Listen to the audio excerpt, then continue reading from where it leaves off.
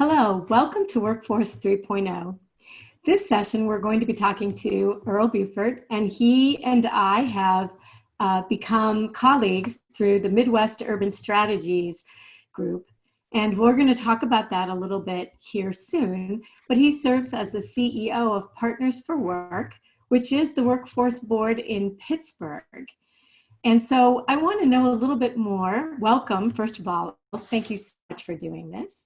Thanks for having me. I'm really interested in Partners for Work and some of the main initiatives that you have going on there. Can you share a few of those with us? I sure can. First of all, thank you for the opportunity, Lisa. It's always good to get together with you and our colleagues. So this is really cool and innovative. So yeah, Partner for Work, Workforce Board.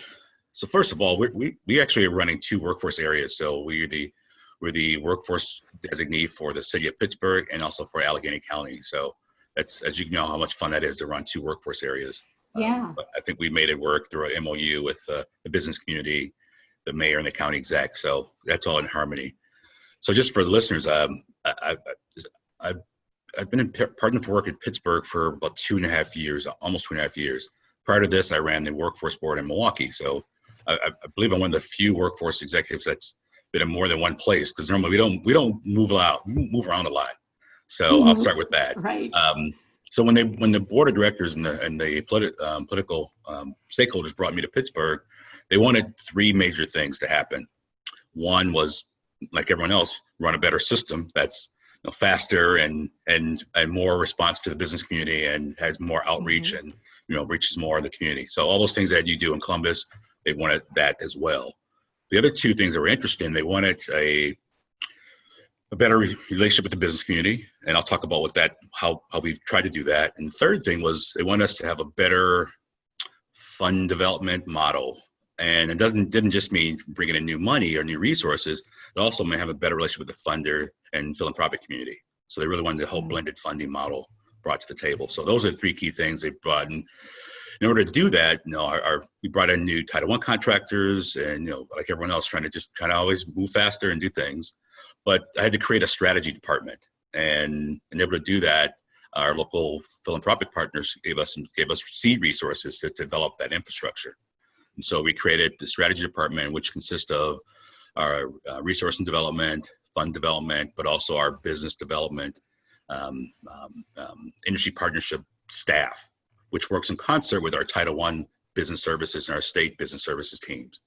Which, it sounds great on paper, but it's not as easy in actuality. Right, as it sounds. Yeah, right. yeah. So we're still working on that. But those are the things they brought me to town to do. So, and it was really under the guise of, and excuse me for my grammar here, but they wanted me to do a lot of stuff. Like, go do all this cool stuff. Bring cool stuff to the table. And I said, well, in order to do cool stuff, you have to have the right infrastructure. So that was why it was important. So we had to create that department. And since then, a few things have happened. So one, we brought on business development or industry partnership sectoral staff, or whatever you want to call it. And right now we've aimed at 9 sectors of the economy. So everything from, I always get all 9, so I'll try my best. Manufacturing, construction, IT, healthcare, transportation, logistics, retail, hospitality, public sector, meaning working with our municipalities to fill their jobs. So there's fire and police, public works, et cetera. And so each of those sectors are either in full development, where we have either industry leaders or companies sitting on those advisory sectoral boards, advising our systems on how to work better with them. Or in the early stages of some of the sectors, like our tech sector and our public sector work, are just getting started. But what I mean by advising, basically it's, tell us what you really want and how to do that. So I'll give you a great example. Or the transportation logistics subgroup, which is made up of, I think, 11 companies right now, pretty major companies in Pittsburgh, Pitt, Ohio, our largest trucking company, Giant Eagle, our largest grocer, et cetera. And they told us that, because we spent a lot of money in the previous budget, about $500,000 on CDL training, because we were told that, everyone needs a CDL, and the truck industry needs all these CDLs, right? I'm sure you've heard that too. Yeah, Come to find out, too. None of our companies hire CDL drivers from these companies. It's an incumbent worker strategy within each company. They'd rather hire a kid who works in their dock, or who's working on, who's entry level and doing something else for the company, they know that they can come to work. These are their words. And so they rather invest in someone who's already within the company and grow them into this trucking situation. Plus the fact there's liabilities with any insurance and theft for these companies. Shocking to us. Mm-hmm. So like I said, we spent $500,000 on CDL training. So we Wow, greatly that's interesting. Exactly. So we reduced that, and what came out of it was that T&L group developed its own kind of a transportation certificate. And so a light bulb went off. Well, so now all of our sectors are either developing their own training initiatives, or we are bringing our community college partner or a strong community partner who has an existing curriculum and melding them together. But the point is there's articulation agreement where the industry is saying, I want that, or I'm giving you this and you put it into the system. So that's been a revelation for us. And so that's now our signature program strategy, we call it. And so we've done it in transportation logistics. We're this close to doing it in IT and tech. We've also done it in financial services. We brought this program called BankWorks, which is a national program, to Pittsburgh, and it's been adopted by all the 14 banks in the region, et cetera, et cetera. And also in construction with the building trades. They developed a program called Intro to Trades, which is really unique in that we're the major funder as a workforce board, but any graduate of that program is guaranteed a slot in the unionized industry, which is pretty unheard of. So we're excited about that. We can talk more about that if that comes up. But anyway, the point of all this is that's what the board wanted us to develop in our workforce area, was more of these signature programs and more direct hire and articulation agreements with the industry. Flip side, on the fund development strategy, we created what's called a funders collaborative. We're basically local foundations and other corporate funders, and the board came together and said, we're gonna start thinking through funding workforce strategies together, as opposed to all of us doing it independent of each other. And it's really cool because one, you get the system gets a lot more flexible dollars, which we all know we need. And two, it allowed us to join the National Funders Collaborative industry called organization called the National Fund for Workforce Solutions.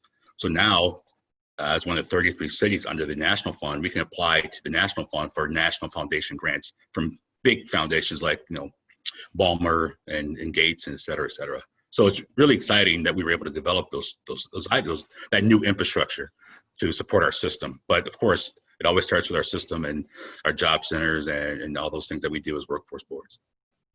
I love those strategies. And I know you know that we have looked to you to give us advice on how to create that funding collaborative here in Columbus and also getting with the National Fund.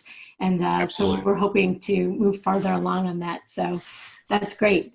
So tell me, so Midwestern Urban Strategies, right? A consortium of, now we're still at 13. Right, yeah, 13 workforce boards in the Midwest.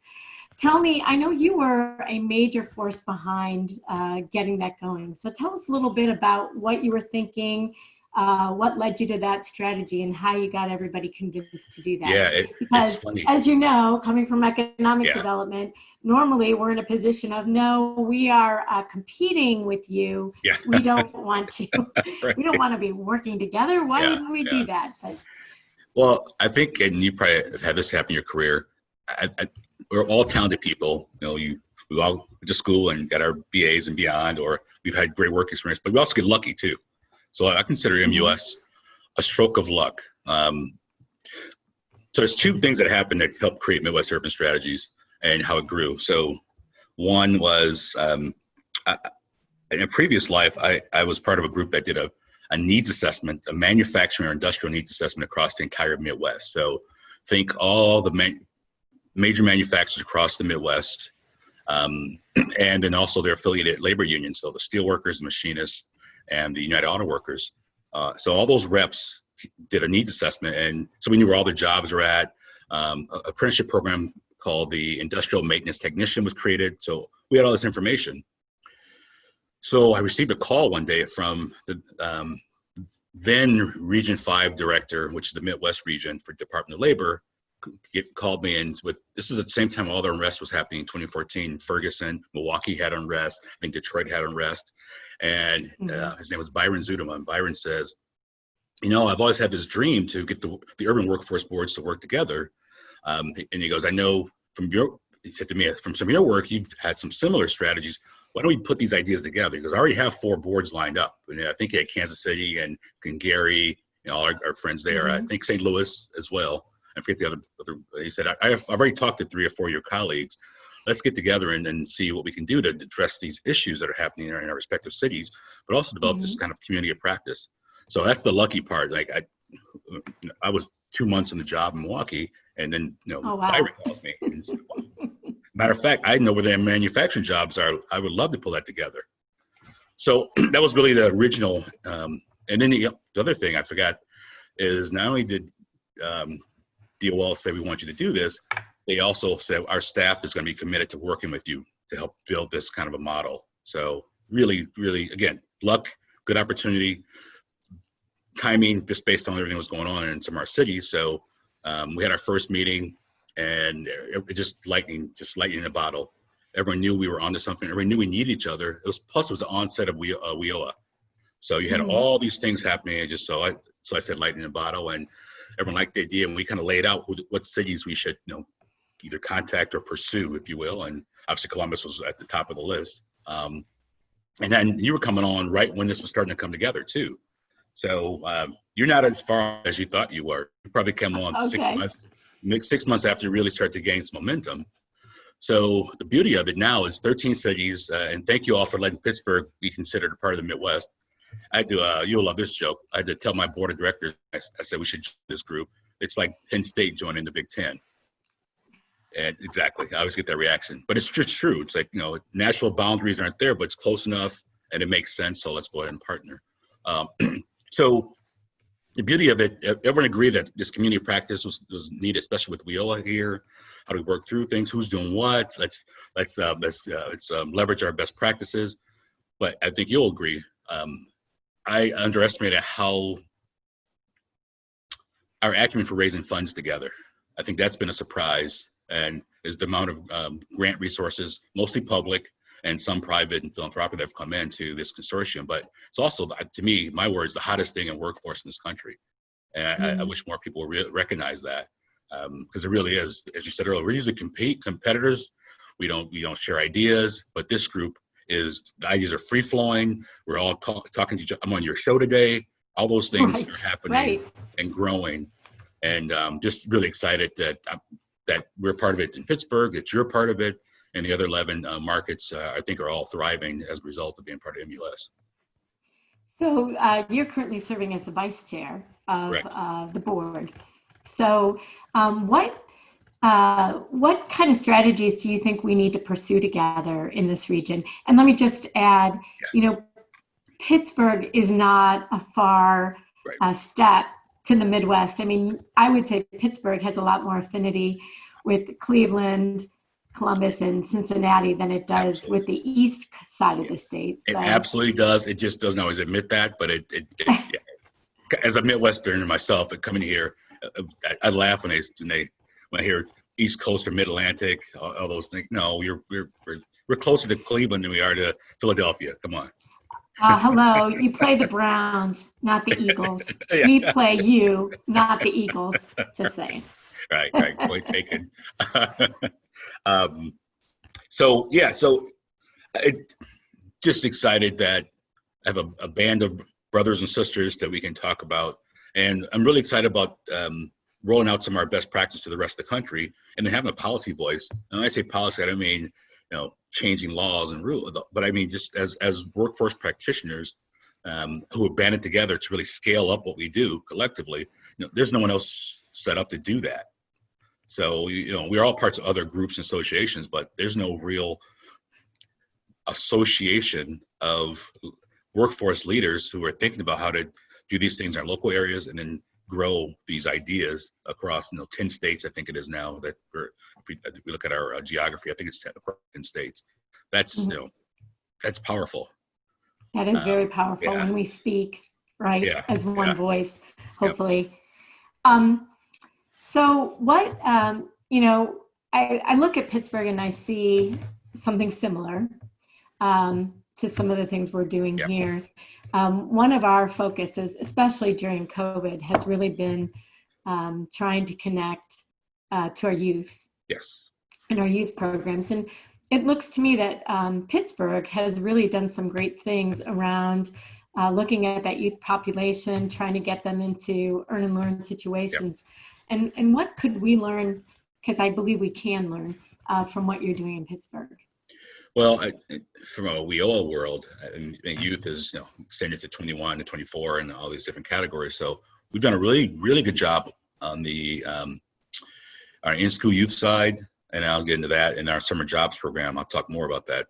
We still are trying to figure out a way to work with our disconnected and disaffected youth, more that 16 to 24 or 18 to 24 population. That one's we're struggling with. So I think we're trying to figure out a transitional job strategy right now with that, and we're just in the early stages of building that concept out from on the public sector side, but also more private, and really working with small businesses and minority businesses that are getting economic development loans. So we're trying to work out a project with our economic development, our CDFI folks here about if you're when you give grants, maybe we'll add a transitional jobs piece to that. So just the early concept, not there yet, but as soon as I get it figured out, I'll share with the network and or ask who's doing what, But on the in-school youth side, we've done some really great things with our local. We have 43 school districts within our county.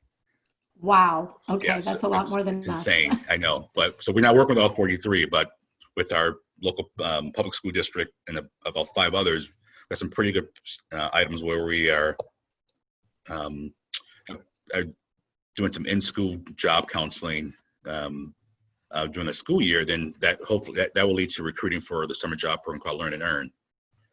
So Learn and Earn was, as I think traditionally we have between 1,900 and 2,000 students, young people, I should say students. This summer with pandemic, we had about 1,700, which I'm just amazed that we were able to bring together 1,700.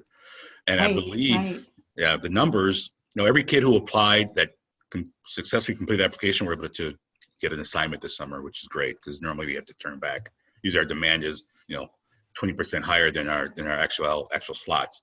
So that was exciting to be able to do that. And we had just as many of our nonprofit sites as we normally have, and they were all able to do virtual or outdoor assignments. So that helped. I think about 60% were outdoor or virtual. For the ones that were inside, they were, obviously with the help of our state and us and with PPE and everything else, we were able to. We didn't have anyone come down with COVID. So that's number one. That's great. Yeah, right. We had about 12 more corporate partners join in this summer. So that was great. We lost a few. We had 12 new ones come on board. So I think our success was 2 things. One, having the amount of students that we were able to give assignments to, but also having the assignments and slots for that, and having more of our partners and our companies come step up and take on this important role of putting people to work, and also putting young people into their career pathways. Are you using WIOA youth funding for that, or are you using a combination of that and private funds, or?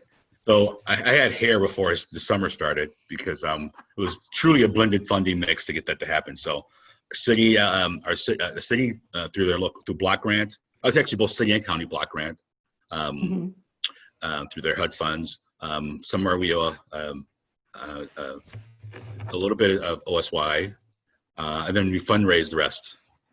And so our philanthropic partners and corporate partners all stepped in. Even the ones who couldn't take on students this summer, especially our banking partners, for a variety of reasons, they still contributed financially.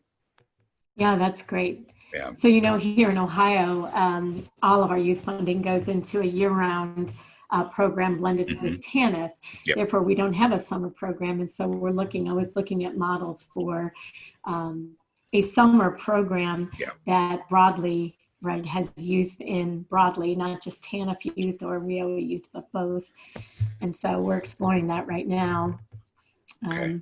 Well, I'm glad you brought that up, and that'd be a powerful design for our MUS network to really think through how to, for those who've had a program, we're 5 years in now, how it helped us strengthen it, but also for those who are ready to launch something, what's the toolkit so you can make your life as easy as possible. Yeah, absolutely. And that's such an important thing right now. Right now, and who knows what next summer is going to be like, right? We don't know. Yeah. Um, but what we do know is that there very well has been some loss of learning and knowledge. And so being able to provide that in an active way, especially around careers, work in the summer, is even more important going forward to try to help catch kids up. Yeah. I Yeah, guess. absolutely. And you know, and one of the things we're trying to figure out, and maybe this is where the transfer job strategy comes in, is now that the summer's over, how do we just had 1,700 young people? How do we move them to the next level? Right. So, how do we ensure some come back, but also for those, especially those who are 18 and over, what's next in their career pathway, and what can we do to counsel them through that? And again, it goes back to what I said earlier about that 18 plus population being the hardest right now to place and or get into world of work, further into the world of work. So I think sooner rather than later, I've got to figure out that transitional jobs piece to really make this kind of an equation. One job equals this next job equals apprenticeship or something else. Right, right, So, and moves on. Now, yeah. you have a lot of yourself in your background, right? Have a lot of experience in working with the trades, Yes. right? Yes. Yes. Can you Yeah. share some of that and how Absolutely. you bring that into this role Yeah. now? Yeah. So I was very fortunate. Again, a lucky moment. I was working for the workforce board and under old private industry council, and I was recruited to run a nonprofit. It was basically the workforce arm for the building trades and the general contractors. It was called Big Step, and so I was hired, 21 years ago now, to run Oh, that when you were a program. child. Yeah, yeah, in every way, experience-wise, in every way. But the cool part about the opportunity is, I was ready for a big opportunity like that, even though it was a small organization that was kind of starting over. But the nice part about it is already directly connected to industry. So I kind of already had industry, but I had to rebuild the momentum of how industry became involved, and so it really became the pre-apprenticeship arm for that industry. Mhm. Nice part about that professionally is this board of directors were, a lot of heavy hitters. They really taught me how to run an organization. And it was really the best graduate school program I could ever have personally. And they, Mhm. everything from, how to manage a board meeting, how to start a strategic planning process, how to manage a budget, how to fund, all those things that you had to do. They taught me that, which was nice. Eventually, we merged it with another organization called the Wisconsin Regional Training Partnership, which is doing similar work on the industrial side. So it really became a skilled trades intermediary in the classic sense. And so it was also nice to bring those other jobs. That's why I did that needs assessment I told you earlier about across the Midwest with a bunch of the other affiliates, and had that information on where all those industrial jobs. We're talking big companies like Harley Davidson, Ocean Spray, Oh, utility wow. companies, et cetera. So we had all the information. We didn't have ways to connect to the workforce board. So that's actually my background, is how I got connected to run the Milwaukee board. We were the biggest agitators to the local workforce system because I had so many job opportunities. I was always putting pressure, like, why are we not on the EPL list this year? Why are you not, Mhm. all those things that you get asked by providers. I was that agitator. So much, in fact, that the mayor of Milwaukee said, well, if you're so smart, why don't you come run the system then? And that's actually a direct quote. And And so that's that's how you got that's into it. that's what happened. He appointed me, and that was 2014. So and I tried to bring some of those ideas to the workforce system. Some made sense, some didn't, and you tried different things. But the one that made sense was really using these sectors and employers as advisors and developing this programming that I told earlier. That was because of my background. I knew that the employers were ready in some cases, but needed the public investment. The public system, obviously, always want to get connected to good jobs and good opportunity and apprenticeship. So I kind of tried to meld the two. I think we've done a really good job here in Pittsburgh launching it. I have more experience now, and I have a better idea of WIOA and all the other things, that all the measurements work and all that. So you Mhm. learn as you get older. You learn, your experiences help you. Um, Right. I always tell my staff here, I've tried like 20 different ways to do that one thing and didn't work there, but maybe it'll work here, and so we try again. Right, right.